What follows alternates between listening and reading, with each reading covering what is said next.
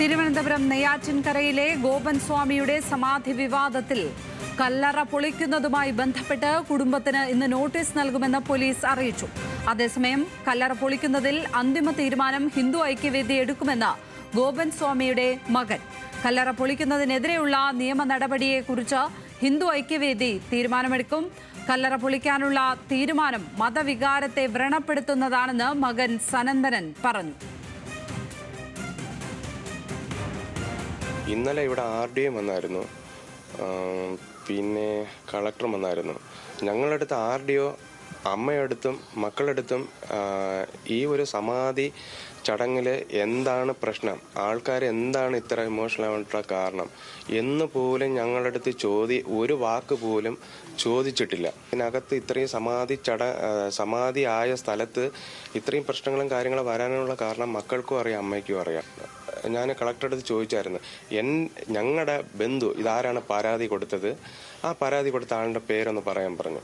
പേര് ഞങ്ങൾ ചോദിച്ചാൽ പറഞ്ഞു വിശ്വംഭരനാണെന്നാണ് പറഞ്ഞത്. വിശ്വംഭരൻ എന്ന് പറയുന്ന ഒരാളെ ഞങ്ങളുടെ ബന്ധമേയല്ല. ഹിന്ദു ഐക്യവേദി ഒരു തീരുമാനം എടുത്തിട്ടുണ്ട്. ഹിന്ദു ഐക്യവേദി ഞങ്ങളുടെ അടുത്തും കൂടെ കാര്യങ്ങളെല്ലാം സംസാരിച്ച് ഇതെന്താണ് ശരിയും തെറ്റും അവരും കൂടെ തീരുമാനം എടുക്കട്ടെ. കാര്യം ഹിന്ദു ഐക്യവേദി എല്ലാ ക്ഷേത്രങ്ങളുടെയും സംരക്ഷകനാണല്ലോ ഹിന്ദു ഐക്യവേദി. വിവരങ്ങളുമായി തിരുവനന്തപുരത്ത് നിന്ന് അഞ്ജു ജയപ്രകാശ് ചേരുന്നു. അഞ്ജു, ഈ കുടുംബം പറയുന്ന കാര്യങ്ങളിൽ നാട്ടുകാർക്കടക്കം കേൾക്കുന്ന പൊതുജനത്തിന് ഒരു വിശ്വാസയോഗ്യമല്ലാത്ത പല കാര്യങ്ങളുമുണ്ട്. അതുകൊണ്ടാണ് സംശയം ബലപ്പെടുന്നതും പോലീസ് കേസിലേക്ക് തന്നെ കാര്യങ്ങൾ പോകണം എന്ന് ആവർത്തിച്ച് പറയുന്നതും. അത് ഒരുപക്ഷെ ആ നാട്ടുകാരുടെ മാത്രം ആവശ്യമല്ല, ഇത് കേൾക്കുന്ന ഒരു പൊതുസമൂഹത്തിലെ ആർക്കും തോന്നുന്ന ഒരു കാര്യമാണ്. ഈ വിഷയത്തിൽ അന്വേഷണം വേണം എന്നുള്ള കാര്യം. പോലീസ് എന്തു തുടർ നീക്കമാണ് നടത്താൻ ഉദ്ദേശിക്കുന്നത്? കല്ലറ പൊളിക്കുവാനുള്ള കാര്യത്തിൽ എന്ത് നടപടികളിലേക്ക് പോലീസ് കടക്കുമെന്നാണ് നമുക്കറിയാൻ കഴിയുന്നത്?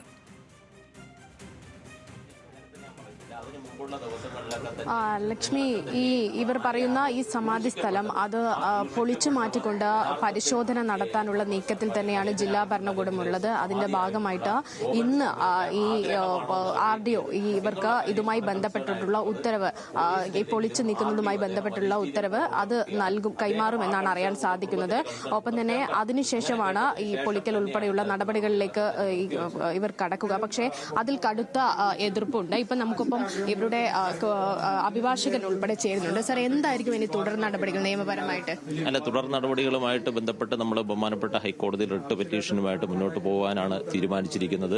അദ്ദേഹത്തിന്റെ കഴിഞ്ഞ ദിവസങ്ങളിലൊക്കെ തന്നെ ഇവിടെ പലരുമൊക്കെ തന്നെ ആരോപിച്ചു, ഈ നിക്ഷിപ്ത താല്പര്യക്കാരൊക്കെ തന്നെ അദ്ദേഹം ജീവിച്ചിരുന്ന സമയത്ത് പോലും അദ്ദേഹത്തിന് ഒരു സ്വസ്ഥത കൊടുക്കാതെ അദ്ദേഹത്തിന്റെ ഈ ഏറ്റവും വലിയ ആഗ്രഹമായിട്ടുള്ള ഈ ക്ഷേത്രത്തിലുമായി ബന്ധപ്പെട്ടുള്ള വഴിത്തർക്കത്തിലൊക്കെ തന്നെ അദ്ദേഹത്തിന്റെ ഒരു ഭാഗത്ത് ക്രൂശിക്കപ്പെട്ട വ്യക്തികളൊക്കെ തന്നെ പലതരത്തിലുള്ള അദ്ദേഹത്തിന് യാതൊരു കുഴപ്പമില്ലായിരുന്നു എന്നൊക്കെ തന്നെയുള്ള കാര്യങ്ങൾ പറഞ്ഞു. അദ്ദേഹത്തിന്റെ ആശുപത്രി അടക്കമുള്ള രേഖകളൊക്കെ തന്നെ സ്വരൂപിച്ചുകൊണ്ട് സമാധിയുമായിട്ട് ബന്ധപ്പെട്ടുള്ള മറ്റു കാര്യങ്ങൾ സ്വരൂപിച്ചുകൊണ്ട് അദ്ദേഹത്തിന്റെ 41 ദിവസത്തെ പൂജാവിധികളുണ്ട്. ആ പൂജാവിധികളൊക്കെ തന്നെ അഡ്രസ് ചെയ്തുകൊണ്ട് നമ്മൾ ഹൈക്കോടതിയിൽ റിട്ട് പെറ്റീഷനുമായിട്ട് മുന്നോട്ട് പോകാൻ തന്നെയാണ് തീരുമാനം. കളക്ടറുടെ ഉത്തരവിനെതിരെ ഹൈക്കോടതിയെ സമീപിക്കും. തീർച്ചയായിട്ടും റിട്ട് പെറ്റീഷനുമായിട്ട് ഹൈക്കോടതിയെ സമീപിക്കും. കാരണം അദ്ദേഹം 9-ാം തീയതിയാണ് സമാധിയായത്.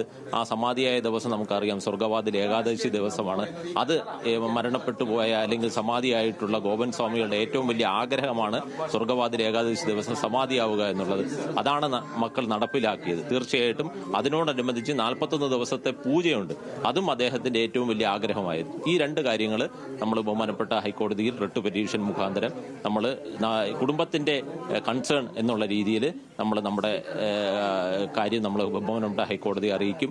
അതുകൊണ്ട് ഈ ഒരു 41 ദിവസത്തെ പൂജാ ദിവസങ്ങളിലെങ്കിലും ഒരു വിഘ്നവും വരുത്തരുത് എന്നുള്ള കൺസേണാണ് ബഹുമാനപ്പെട്ട ഹൈക്കോടതിയെ നമ്മൾ അറിയിക്കുന്നത്. ചർച്ചയിലായിരുന്നു ഇന്നലത്തെ നടപടികളൊക്കെ തന്നെ നിർത്തിവെച്ചത്. അതിനുശേഷം നമുക്ക് നോട്ടീസ് നൽകിയത്. അതിനുശേഷം മറ്റ് നടപടികളെ സംബന്ധിച്ച് നമുക്ക് രേഖാമൂലം നടപടി തരും എന്ന് ബഹുമാനപ്പെട്ട RDO നമ്മളോട് പറഞ്ഞു ഇന്നലത്തെ ചർച്ചയിൽ. അല്ല, ഇതുമായിട്ട് ബന്ധപ്പെട്ടുള്ള ആദ്യം പറഞ്ഞു ഇത് കേവലം ക്രമസമാധാന പ്രശ്നമാണ്, നിങ്ങൾക്ക് ഇതുമായിട്ട് ബന്ധപ്പെട്ട് യാതൊരു നോട്ടീസും തരേണ്ട ആവശ്യമില്ല ഇത് നിങ്ങളെല്ലാവരും തന്നെ കണ്ടതാണ്. നമുക്കിത് ഇതുമായിട്ട് ബന്ധപ്പെട്ടുള്ള മക്കൾക്കോ അമ്മയ്ക്കോ ഒരു നോട്ടീസ് പോലും തരേണ്ട ഒരു ആവശ്യവുമില്ല. ഇതൊരു ക്രമസമാധാന പ്രശ്നം മാത്രമാണ് എന്നായിരുന്നു ഇന്നലെ രാവിലെ ഒരു 2 മണി വരെ, ഉച്ചയ്ക്ക് 2 മണി വരെ ജില്ലാ ഭരണകൂടത്തിന്റെയും അതുപോലെ പോലീസിന്റെയും നിലപാട്. അതിനുശേഷം മാറിയല്ലോ. ഇപ്പോൾ നമ്മളും നാച്ചുറൽ ജസ്റ്റിസിന്റെ ഭാഗമായിട്ട് കുടുംബത്തിനും നീതി കിട്ടണം, കുടുംബത്തിന്റെ ഭാഗവും കിട്ടണം എന്ന് ജില്ലാ ഭരണകൂടവും RDOയും അതുപോലെ പോലീസും ഒക്കെ തന്നെ നടപടി സ്വീകരിച്ചല്ലോ. എന്തായാലും തീർച്ചയായിട്ടും അത് ജില്ലാ ഭരണകൂടത്തിന് അങ്ങനെ ഒരു കാഴ്ച വന്നതിൽ നമുക്ക് സന്തോഷമുണ്ട്. അതിന്റെ ഭാഗമായിട്ട് തന്നെയാണ് നമുക്ക് ഇങ്ങനെ ഒരു തീർച്ചയായിട്ടും നമുക്ക് കളക്ട് ചെയ്തുകൊണ്ട് ബഹുമാനപ്പെട്ട ഹൈക്കോടതിയിലേക്ക് മൂവ് ചെയ്യാൻ വേണ്ടിയുള്ള ഒരു സാവകാശം നമുക്ക് കിട്ടുന്നത്.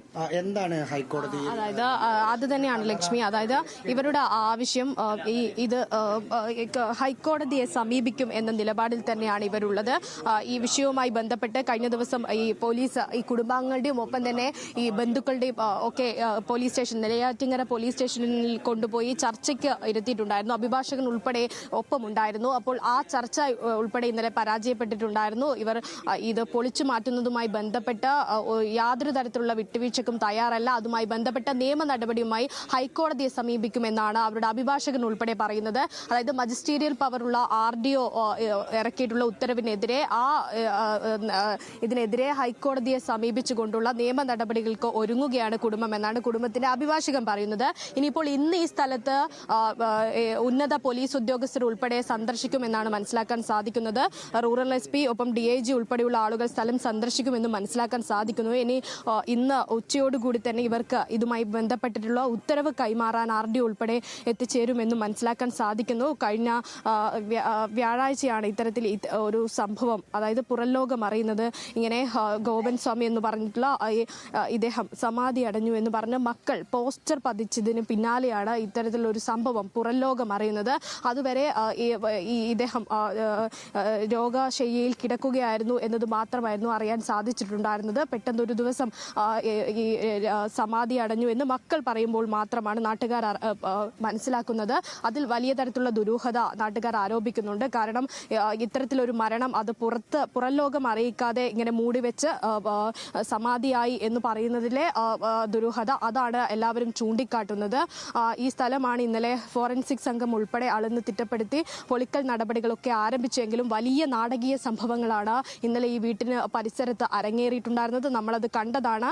മക്കളും അമ്മയും ഉൾപ്പെടെ ഇവിടെ ഈ സമാധി സ്ഥലം പൊളിക്കുന്നതുമായി ബന്ധപ്പെട്ട് തടഞ്ഞുകൊണ്ട്, പോലീസിന്റെ നടപടികളെ തടഞ്ഞുകൊണ്ട് ഈ പരിസരത്ത് നിലയുറപ്പിക്കുന്ന സാഹചര്യം, അവരെ ബലം പ്രയോഗിച്ച് പോലീസിനെ ഇവിടെ നിന്ന് മാറ്റേണ്ട സ്ഥിതി ഉണ്ടായിരിക്കുന്നു. അങ്ങനെ വീട്ടിലേക്ക് പോലീസിന് അവരെ കൊണ്ടുപോകേണ്ട സാഹചര്യം ഉണ്ടായിരുന്നു. അങ്ങനെ വലിയ തരത്തിലുള്ള നാടകീയ സംഭവങ്ങൾ അരങ്ങേറിയതിന് പിന്നാലെയാണ് ഈ സ്ഥലത്ത് ഒരു സംഘർഷാവസ്ഥ തുടരുന്നതിനാലും ഇത് ഒക്കെ ഒഴിവാക്കാൻ വേണ്ടി ഈ സബ് കളക്ടറുടെ നേതൃത്വത്തിൽ ഒരു ചർച്ച ഇന്നലെ സംഘടിപ്പിച്ചത്. പക്ഷേ അത് പരാജയമായിട്ട് മാറുന്നു.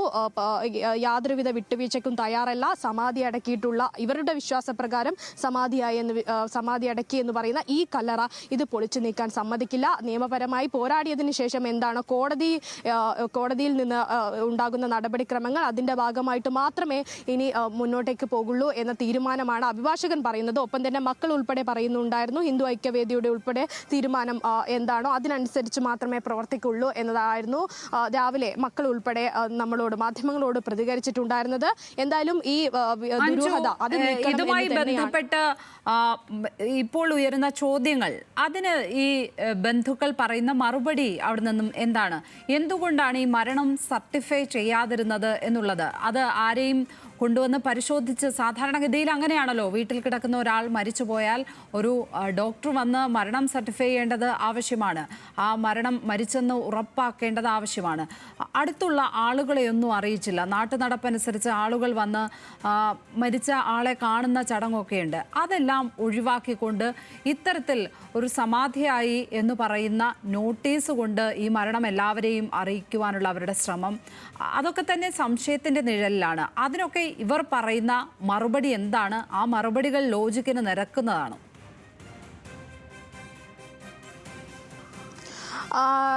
ലക്ഷ്മി, ഒരുപക്ഷെ നേരത്തെ അല്പം മുമ്പ് നമ്മൾ ഇവരുടെ മക്കളോട് സംസാരിച്ച സമയത്ത് ഇവർ ആ കാര്യം വ്യക്തമാക്കുന്നുണ്ടായിരുന്നു. അതായത് നമ്മൾ ചോദിച്ചിട്ടുണ്ടായിരുന്നു, ഒരു ഡോക്ടറെ സമീപിക്കാതെ അല്ലെങ്കിൽ ഡോക്ടറുടെ കൺസേൺ ഇല്ലാതെ എങ്ങനെയാണ് ഈ മരണം സ്ഥിരീകരിക്കുന്നത് എന്നടക്കമുള്ള കാര്യങ്ങൾ ചോദിച്ചിട്ടുണ്ടായിരുന്നു. അപ്പോൾ അത് തങ്ങൾ സ്വയം സ്ഥിരീകരിച്ചു, അത് ഞങ്ങൾക്ക് മനസ്സിലാക്കാൻ സാധിക്കും, ഞങ്ങൾ അതുമായി ബന്ധപ്പെട്ടിട്ടുള്ള പൂജാകർമ്മങ്ങളും ഒക്കെ ആയിട്ട് ബന്ധപ്പെട്ട് നിൽക്കുന്ന ആളുകളാണ് എന്ന് സമർപ്പിക്കുന്ന ഈ ഒരു 200 നൂറ്റാണ്ടുകൾക്ക് മുമ്പുള്ള മനുഷ്യരുടെ ചിന്താഗതി വെച്ച് പുലർത്തുമ്പോൾ നമ്മൾക്ക് അതിന് മറുപടി പറയാനില്ലെങ്കിലും അത്തരത്തിലുള്ള സ്ഥിരീകരണങ്ങൾ ആയിരുന്നു മക്കളുടെ ഭാഗത്തു നിന്ന് എന്തായാലും അവർ പറയുന്നത് ലോജിക്കിന് നിരക്കാത്ത കാര്യങ്ങൾ ആണ് എന്നതാണ് അവിടെ കൂടുതൽ ചോദ്യങ്ങൾ ഉയരാൻ കാരണം. ഏതായാലും നിയമ നടപടികളിലേക്ക് പോകേണ്ടി വരും എന്ന കാര്യത്തിൽ ഒരു സംശയവുമില്ല. അതുമായി ബന്ധപ്പെട്ട നടപടികളിലേക്ക് അധികൃതർ ഉടൻ തന്നെ കടക്കുമെന്ന് തന്നെയാണ് മനസ്സിലാക്കേണ്ടത്. അഞ്ജു ജയപ്രകാശാണ് തിരുവനന്തപുരത്ത് നിന്നും വിവരങ്ങൾ പങ്കുവച്ചത്.